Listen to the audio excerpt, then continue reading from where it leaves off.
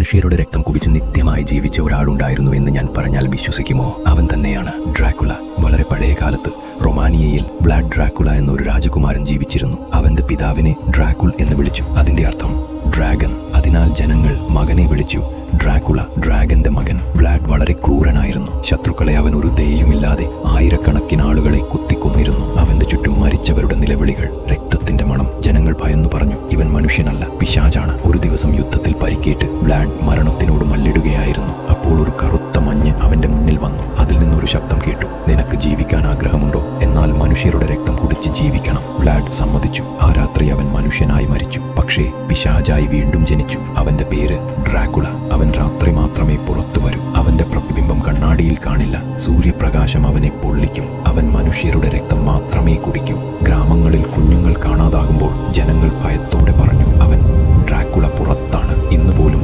Transylvania പർവ്വതങ്ങളിൽ കാറ്റുവീശുമ്പോൾ വളരെ പഴയ ആൾക്കാർ ഇപ്പോഴും പ്രാർത്ഥിക്കുന്നു, ഡ്രാക്കുള ഇനി പുറത്തു വരരുതേ എന്ന്. അവൻ ഒരിക്കലും മരിച്ചിട്ടില്ല.